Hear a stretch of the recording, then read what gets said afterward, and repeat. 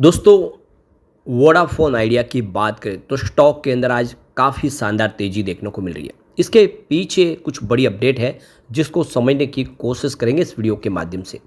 Vodafone idea की institutional investor conference meeting का नतीजा आ चुका है जो 18 अगस्त को कल हुई थी, जिसकी जानकारी एक्सचेंज को दी गई है।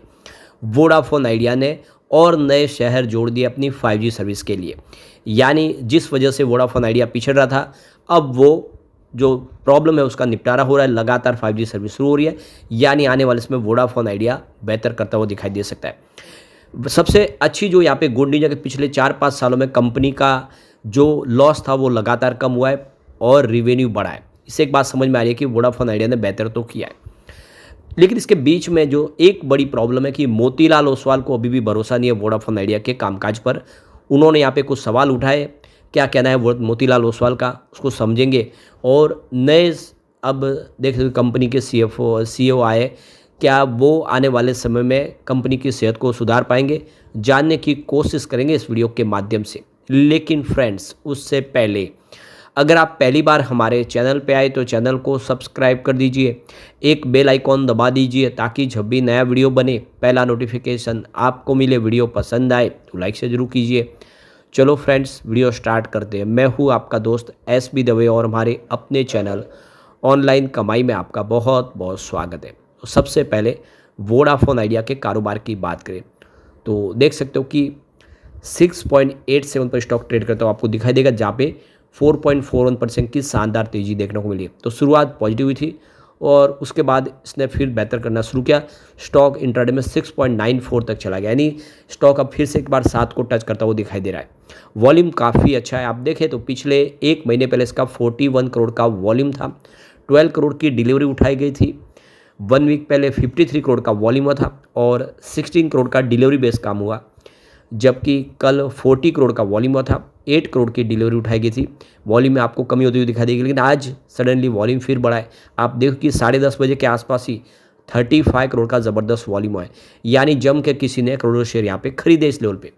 तो अब यहाँ पे जो बड़ी अपडेट निकल के आ रही है, वोडाफोन आइडिया ने जो एक्सचेंज को जानकारी दी है, तो कंपनी ने आप देख सकते हो कि 11 अगस्त 2025 को ऑलरेडी इसकी जानकारी दी थी।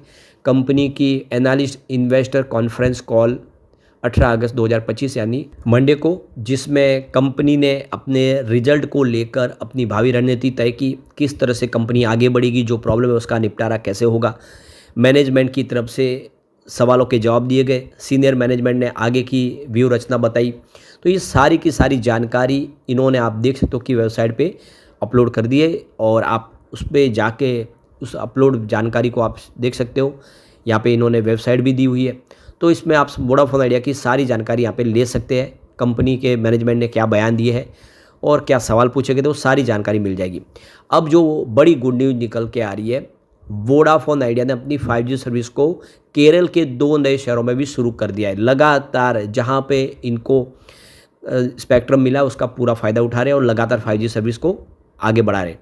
तो कंपनी का ये प्लान जो है 17 प्रायोरिटी सर्कल और 23 नए शहरों तक 5G पहुंचाने का ही समय है, यानी जो बड़े बड़े शहर हैं वो सभी जगह पे 5G सर्विस उनको शुरू करनी है। इसके साथ ही इंट्रोडक्टरी ऑफर भी लाया गया है जो चुनिंदा रिचार्ज प्लान पर मिलेगा। तो सबसे बड़ी बात है कि शहरों में ही जो नेटवर्क की प्रॉब्लम होती है, बहुत सारे कंज्यूमर होते हैं और ऐसे में 5G सर्विस भी 4G जैसी हो जाती है। तो आप देखें 2 बड़े प्लेयर हैं ऑलरेडी पहले से, एयरटेल और जियो, लेकिन उनकी 5G सर्विस भी बहुत ज़्यादा एक साथ में यूज होने की वजह से शहरों में वो सर्विस की स्पीड कम होती है। और ऐसे में वोडाफोन आइडिया ने जो फ्रेश एंट्री मारी है, कस्टमर उनके पास कम होंगे तो लोगों को अच्छी सेवाएं मिलेंगी, स्पीड अच्छी होगी तो लोग उनकी तरफ आना शुरू हो जाएंगे। एक एंट्री का अच्छा मौका मिल जाएगा बड़े शहरों में। तो यहाँ पे देखो कि VI ने जो नया इंट्रोडक्टरी ऑफर भी लाया, सब्सक्राइबर अब HD streaming, gaming, video conferencing, fast download, real time cloud access कर पाएंगे। अभी VI की 5G सर्विस 20 शहरों में उपलब्ध है। तो मंडे को VI ने ऐलान किया कि वो 20 अगस्त से कोची और तिरुवनंतपुरम में भी अपनी 5G सर्विस रोल आउट करना शुरू करेंगे। कंपनी भारत में अपनी 5G सर्विस का कवरेज बढ़ा रही है लगातार और प्लान है कि इसे 23 शहरों तक ले जाया जाएगा, जिसमें 17 प्रायोरिटी सर्कल शामिल है।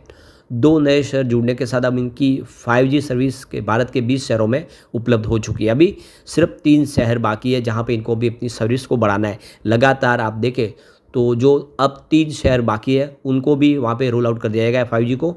जल्दी वहाँ पर भी लोगों को 5G सर्विस मिलनी शुरू हो जाएगी। तो बहुत अच्छी गुड न्यूज़ है।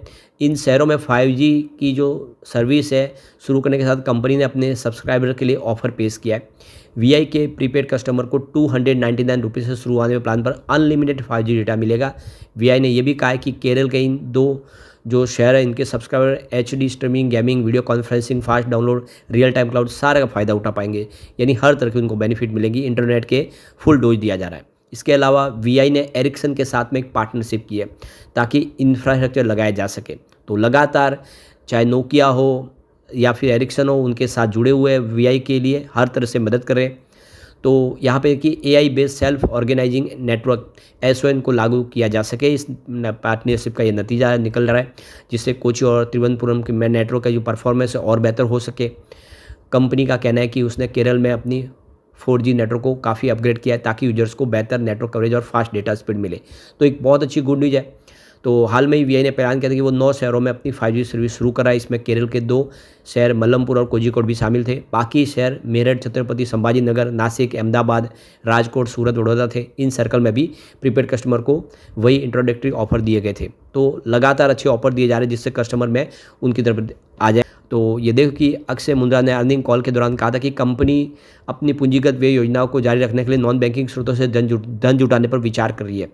तो कुल मिला के देख दो कि विज़न बड़ा है। आने वाले समय संभावना है कि सब कुछ इस प्रॉब्लम से बाहर निकल पाएंगे। लेकिन प्रॉब्लम है कि अभी भी जो ब्रोकरेज हाउस को भरोसा नहीं हो पा रहा है। मोतीलाल ओसवाल को लग रहा है कि आने वाले समय स्थिति और कमज़ोर होगी। तो यहाँ पे देखो कि जो एबिटा मार्जिन है, मोतीलाल ओसवाल का कहना है कि 50 BPS पॉइंट से घटकर 41.8% हो गया है।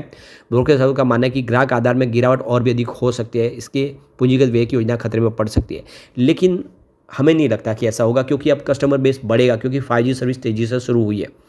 तो ये देख सकते हो कि वोडाफोन आइडिया का जो ग्राहक आधार लगातार सिकुड़ रहा है। वित्त वर्ष 2025-26 में पहली तिमाही में कंपनी ने 5 लाख ग्राहक हुए। वित्त वर्ष 2024-25 की चौथी तिमाही में 16 लाख की तुलना में ये कम है। यही इस पॉइंट पे आपको ध्यान देना है कि जो वित्त वर्ष 24-25 में 16 लाख कस्टमर उन्होंने खोए थे, वो सिर्फ अब आंकड़ा 5 लाख पे आ गया। और जैसे अब 5G सर्विस शुरू हुई है, ये आंकड़ा और घटेगा और आने वाले 1 या 2 क्वार्टर के बाद ये तेज़ी से बढ़ना भी शुरू होगा।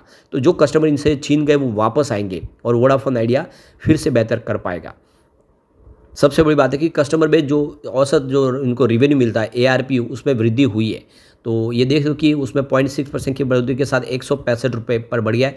यानी ईयर ऑन बेसिस पे 13% की ग्रोथ देखने को मिली है। और कंपनी का जो वायरलेस रेवेन्यू है उसमें अभी फिलहाल स्थिर है। तो दूसरी जो कंपनियां उनका 3% बढ़ा भी है। तो कुल मिला के देख सकते हो कि आने वाला जो समय है, भले ही मोतीलाल ओसवाल लगे कमज़ोर होगा, लेकिन जैसे सिचुएशन बने, सिनेरियो बन रहा है कि वोडाफोन आइडिया प्रॉब्लम से बाहर निकल जाएगा, क्योंकि इन्होंने अब 5G की तरफ फोकस करना शुरू कर दिया है। फिलहाल निवेश की ज़रूरत है, कंपनी को बड़े निवेश की ज़रूरत है। कंपनी आने वाले समय आप देख सकते हो कि काफ़ी बड़े फंड की आवश्यकता है। मोतीलाल ओसवाल को यही लगता है कि कंपनी 50,000 से 55,000 करोड़ के कैपेक्स की जो योजना है वो खतरे में हो सकती है, क्योंकि इतना बड़ा निवेश हो सकता न मिले। सरकार को इसके लिए कोशिश कर रहे हैं, लेकिन सरकार की तरफ से कोई पॉजिटिव रेस्पॉन्स नहीं मिला है। बैंक अभी फ़िलहाल भरोसा नहीं कर पा रही है। यही सारी प्रॉब्लम है, लेकिन निपटारा हो जाएगा। अब फंड जुटाने के लिए कोशिश जारी है। AGR की जो प्रॉब्लम है उसका भी आने वाले समय कोई रास्ता निकल ही जाएगा।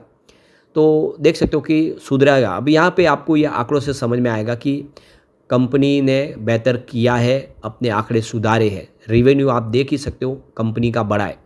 तो 2021 में जो रेवेन्यू था वो 41,952 करोड़ के आसपास था कंपनी का पूरे साल का। वो 2025 तक 43,571 करोड़ तक पहुंच गया। और इसमें जो सबसे अच्छी गुड न्यूज़ ये है कि लगातार हर साल कंपनी का रेवेन्यू बढ़ रहा है। तो जब किसी कंपनी का रेवेन्यू लगातार बढ़ने लगे तो ये समझ सकते हो कि उसका जो बुरा दौर था वो खत्म हो चुका है और यहाँ से अच्छी शुरुआत हो सकती है। तो 2021 से 2025 तक कंपनी ने रेवेन्यू बढ़ाना शुरू कर दिया है, यानी बिजनेस में ग्रोथ आनी शुरू हो गई है। तो हम कह सकते हैं कि वोडाफोन आइडिया की मुसीबतें काफ़ी कम हुई है। साथ में कंपनी का लॉस भी कम हो गया है। अब देखिए 2021 में 44,464 करोड़ का भारी भरकम लॉस था। 2025 में ये घट के 27,385 करोड़ के आसपास रह गया।